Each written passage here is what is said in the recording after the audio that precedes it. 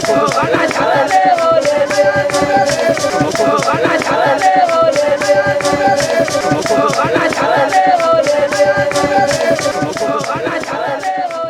suis Agustin Mondé-Kofi, coordonnateur du projet de développement des terroirs de la Loire, un projet du ministère de l'Environnement, des ressources forestières, de la protection côtière du changement climatique, qui est financé par le programme des Nations Unies pour le développement. Dans le cadre de ce projet, il est prévu pour le compte de cette année 2025 d'accompagner 2000 femmes, chefs de ménage, dans l'acquisition des ressources d'éclairage dans les localités enclavées et surtout celles qui font des efforts en termes de conservation des ressources forestières. Le village de Yala est l'une des localités qui fait des efforts pour la conservation de la forêt communautaire de Yala.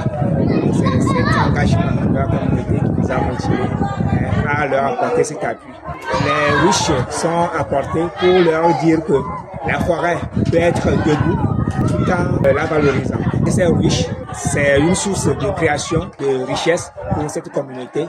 Au lieu d'aller faire la pression sur les ressources forestières, il serait mieux de profiter de l'élevage des abeilles dans la forêt et de procurer des revenus à travers la vente des ruches.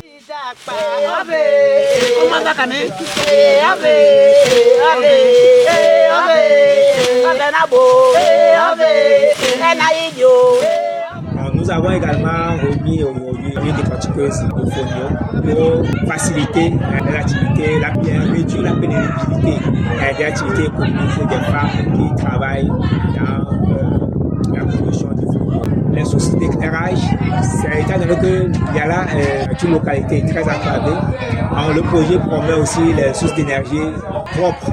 Dans l'objectif du projet, c'est d'octroyer des équipements qui fonctionnent à base du solaire à des communautés pour l'éclairage et la transformation des produits. Pour cette étape, nous sommes là pour leur fournir des lampes solaires pour leur permettre d'avoir l'éclairage et permettre aussi aux élèves de mieux étudier dans des conditions plus acceptables.